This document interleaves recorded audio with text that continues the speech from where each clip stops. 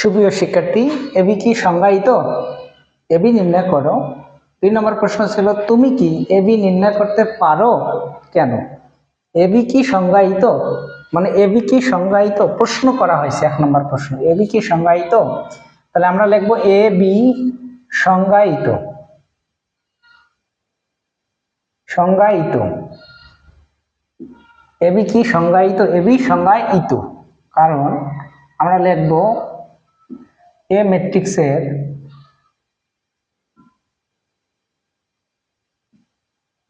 AB সংজ্ঞায়িত কারণ এ ম্যাট্রিক্সের কলাম সংখ্যা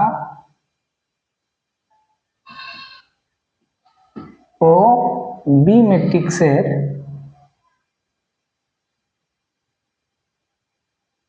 ম্যাট্রিক্সের সারি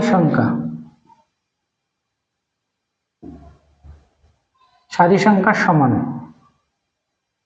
তাই সমান, তাই এবি নির্ণয় করা যাবে।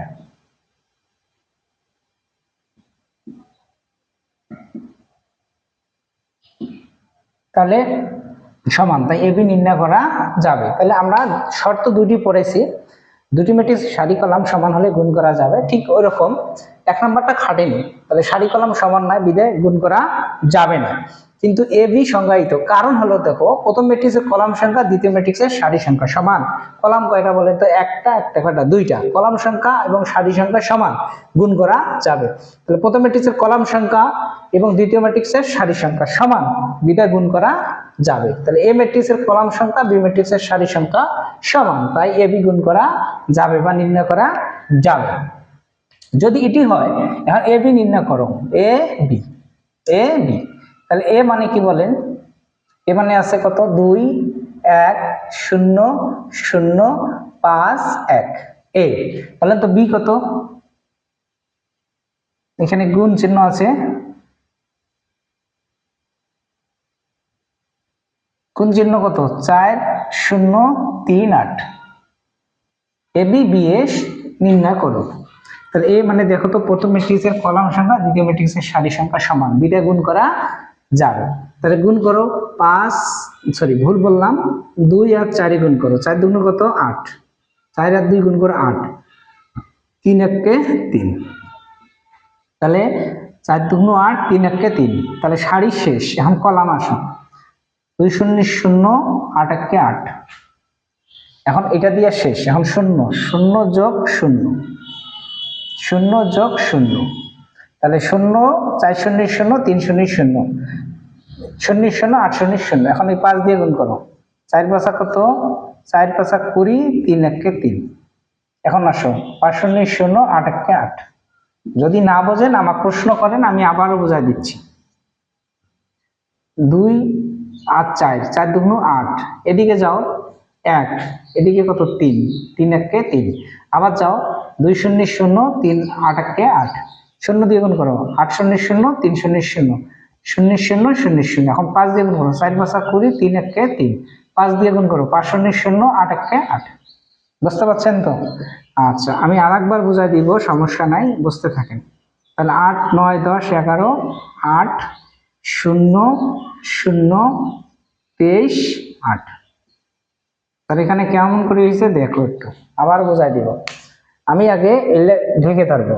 2 4 3 8 3 একে 3, এটা ঢেকে ধরো। 2 0 0 8 একে 8।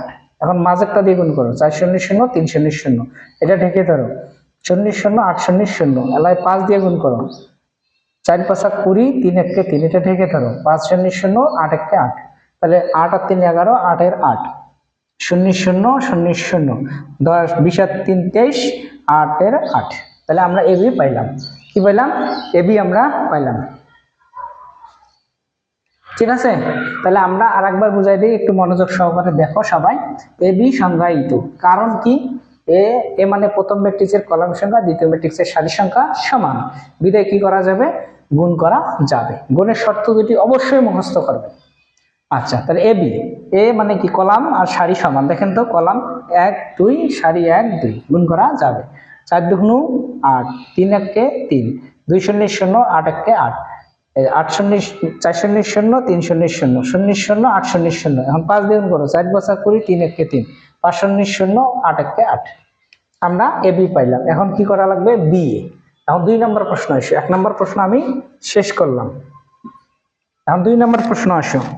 2 নম্বর প্রশ্নটি আসো, দেখো 2 নম্বর প্রশ্ন আছে তুমি কি বি এ নির্ণয় করতে পারো, তাহলে এখানে 2 নম্বর, তাহলে বি এ সংজ্ঞায়িত নয়, সংজ্ঞায়িত নয় বা নহে লিখলাম, নহে, কারণ